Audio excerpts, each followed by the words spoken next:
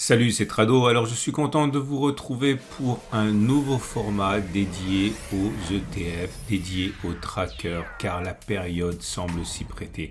Nous sommes dans une phase corrective de marché. La baisse n'est sans doute pas terminée, mais quoi de plus agréable que de pouvoir accumuler pour le long terme à l'horizon d'une retraite ou d'une transmission aux enfants, un capital boursier accumulé au fur et à mesure que les prix baissaient pour pouvoir ensuite bénéficier d'un coût unitaire le plus bas possible. Donc dans ce format, ce que je vous propose, c'est de me donner les ETF que vous désirez que j'analyse. Les plus demandés seront ceux qui seront analysés en premier. Aujourd'hui, j'ai pris arbitrairement quelques-unes des propositions qui m'ont été faites. Je tiens à insister sur le fait que ce format vous est proposé par mon partenaire tracker ETF Investissement Trade Republic, avec ses 8500 trackers et actions parmi les meilleurs à votre disposition. Si vous passez par mon courtier préféré pour ce genre de produit, eh bien sachez que les frais peuvent être de 0 € ou 1 €, donc parfait pour accumuler progressivement. Vous avez en dessous de la vidéo un lien pour en découvrir les modalités. On va commencer tout de suite. Alors, on va commencer par un ETF consacré à l'Inde qui m'a été réclamé. Alors, c'est un tracker assez récent, donc je n'ai pas énormément de recul, mais il y a quand même des zones d'accumulation rationnelle qui se détachent. Pour l'immédiat, nous sommes sur une zone d'accumulation rationnelle, les 7,1, 7.0. Si cette zone d'accumulation devait lâcher, la deuxième opportunité serait sur les 6,8, 6,7, puis encore 6,5 et 6,1. Alors évidemment, vous ne pouvez pas acheter, mais ça sera valable pour tous les ETF que j'analyserai. Vous ne pouvez pas acheter sur tous les supports. À vous de choisir peut-être deux supports importants. Ok, par exemple celui-là et puis au hasard celui des 6,5. L'important surtout c'est de ne pas acheter à n'importe quel moment. Et ce sera là aussi valable pour tout ce que je vais dire plus tard. Investir dans une des zones blanches où il n'y a pas de support peut être un peu moins performant que attendre que l'on soit sur une zone orange, puisqu'encore une fois, généralement c'est sur les supports qu'on attend à rebondir. Donc à partir de là, nous sommes sur une zone d'accumulation rationnelle et la prochaine, si elle devait lâcher, eh bien serait à environ 5% plus bas. Alors je le dis une fois pour toutes, je vous laisse découvrir la manière dont est composé chaque ETF. Je ne vais pas m'apesantir, c'est assez simple. Vous avez simplement sur le consensus, sur le prospectus, cet ETF en question a pour code NDIA, c'est en haut à gauche pour tous les ETF que j'analyserai. À vous de voir s'il correspond à vos besoins. ETF suivant qui m'a été demandé, donc un ETF sur le Russell 2000, c'est l'indice des petites capitalisations cotées américaines, donc assez nerveux va-t-on dire. On n'est néanmoins pas sur une zone d'accumulation rationnelle. À titre personnel, j'attendrai que l'on revienne sur le support des 230-226 €. C'est la précédente zone qui a permis la jolie petite envolée à laquelle on a assisté. Ça correspondrait donc à une baisse par rapport au niveau actuel. Attention, on est en données hebdomadaires. Chaque bougie correspond à une semaine de cotation. Je pense qu'il faudrait attendre un retour à moins 9% environ pour avoir une zone d'accumulation rationnelle. Si on devait casser cette zone, l'élément le plus intéressant, c'est qu'on aurait un support beaucoup plus intéressant, ici le support mensuel des 223-207. Ce qu'il faut retenir surtout, c'est que pour l'instant, on n'est pas sur zone d'accumulation rationnelle. D'ailleurs, on peut céder de la moyenne mobile à 30 semaines si cher à Weinstein, qui nous dit d'ailleurs que pour l'instant, vous voyez, on est en dessous de la moyenne mobile à 30 semaines qui descend. Donc, il n'y a pas de raison de penser qu'on n'ira pas chercher cette zone. Donc, pour l'instant, je pense qu'on peut être un petit peu patient. Alors, l'ETF suivant a la particularité d'être un PEA américain, sur le Nasdaq, qui est éligible au PEA, ce qui peut correspondre à des besoins particuliers chez vous et qui m'a été demandé au regard de la baisse récente. Et effectivement, nous sommes sur une zone d'accumulation rationnelle. le support des 31,8, 30,7 euros sur lequel nous sommes en train de nous poser. Si cette zone cassée, la prochaine zone d'accumulation rationnelle serait à mon sens celle des 26,2, 24. Donc on parle d'une éventuelle baisse d'encore 15% à 20% pour aller solliciter cette zone. J'imagine que beaucoup commenceront à accumuler dès maintenant. Néanmoins, la tendance est baissière au regard de la théorie de Weinstein, puisque nous sommes en dessous de la moyenne mobile à 30 semaines qui descend.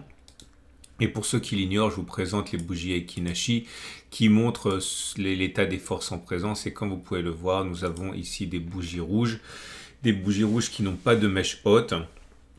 Autrement dit, il est plus plausible que l'on continue de baisser plutôt que l'on ait fait les plus bas.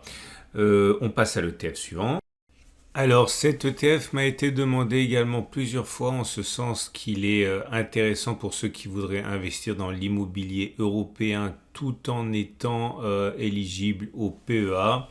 Et attention, on est en graphe mensuel ici. Chaque bougie correspond à un mois de cotation, code PMEH. Et ce qui est intéressant, c'est que nous sommes indéniablement sur une zone de support. Ici, le support mensuel est 10,2, 9,6.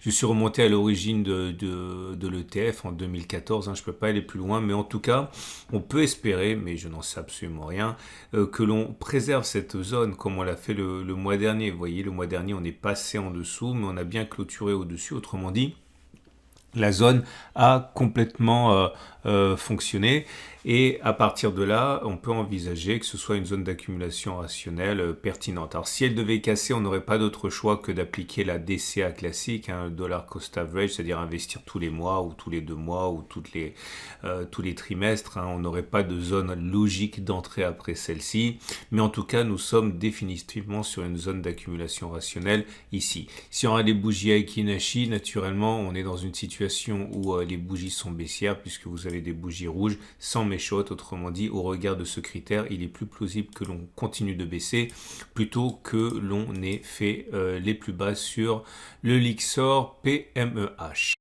Et l'ETF suivant est un ETF BNP qui vous permet d'investir sur le SP500. Et la bonne nouvelle, c'est qu'on est sur zone d'accumulation rationnelle à 12,2, 11,9 euros. Cette zone est absolument intéressante pour ceux qui veulent investir progressivement. La prochaine zone d'accumulation rationnelle, si on y va, est beaucoup plus bas. C'est 11,1, 10,8 euros. On parle ici d'une baisse de encore 10%, 10-11% si on y va.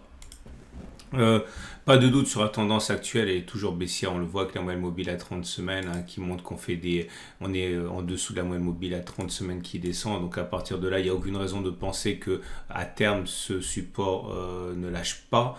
Il est donc plausible qu'il lâche, mais en tout cas, on ne sait pas de quoi demain sera fait. Et s'il ne devait pas lâcher, et si on avait fait les plus bas, c'est définitivement une zone d'accumulation intéressante pour ceux qui veulent entrer progressivement.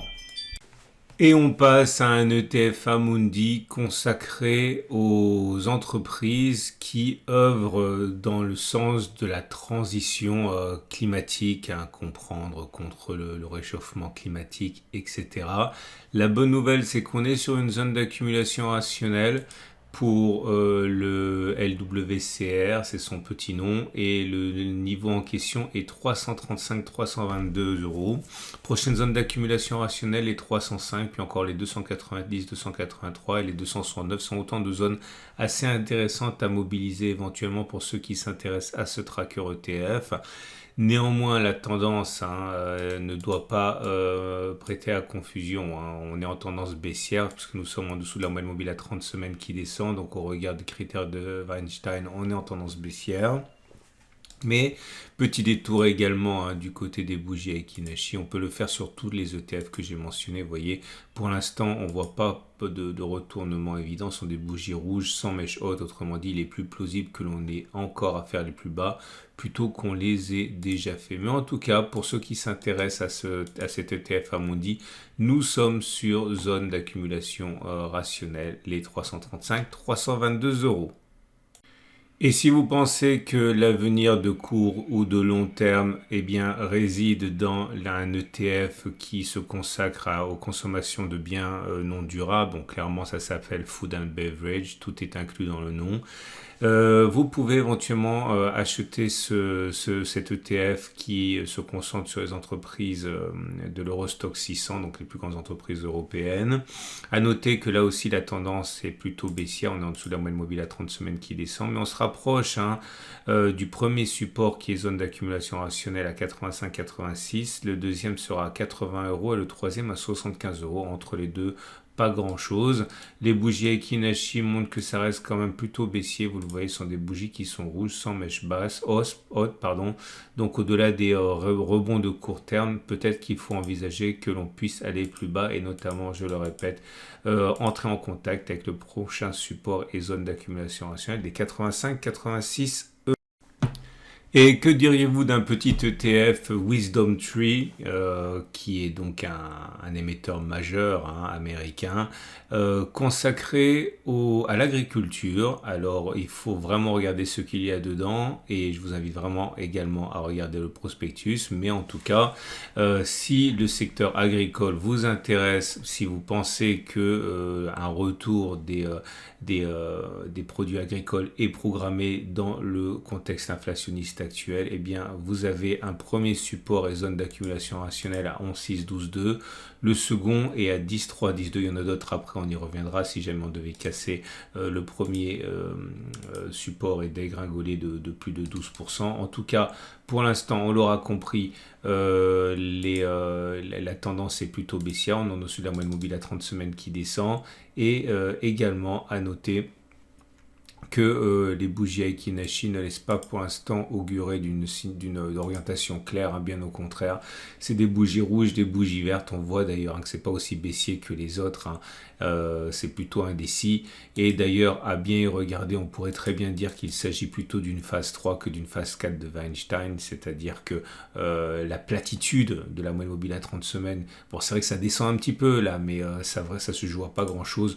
On peut laisser le bénéfice du doute à l'ETF et dire qu'on est simplement en phase 3, c'est-à-dire en phase de latéralisation, de doute, qui peut donc aussi bien déboucher sur une phase 4 une nouvelle phase 2 de hausse. Donc, si on conserve le bénéfice du doute, on peut de toute manière considérer que notre prochaine zone d'accumulation rationnelle est à 11,612,2.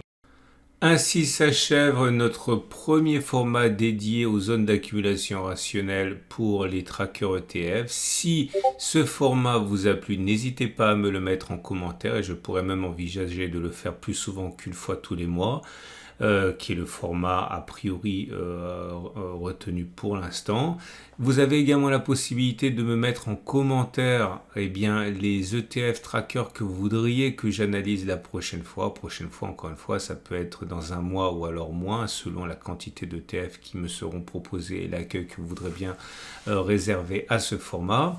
Je vous rappelle pour terminer que si vous cherchez un courtier, un partenaire pour investir pour le moyen long terme avec des ETF, je vous recommande Trade Republic avec ses frais excessivement faibles. On parle de 1 euro, voire 0 euro. 1 euro par transaction, ce qui est vraiment très adapté à ce format d'investissement petit à petit. Vous pouvez également vous abonner à la chaîne pour ne pas louper les mises à jour. N'oubliez pas de faire un tour du côté des commentaires de la chaîne YouTube parce que vous avez également des graphes qui sont publiés régulièrement, quasiment 2-3 fois par semaine avec de nouveaux ETF, donc dans l'onglet communauté de ma chaîne YouTube. Bref, c'est à vous de jouer si vous voulez des analyses particulières sur tel ou tel ETF. C'est une excellente journée et je vous dis à très vite pour un nouveau format ETF.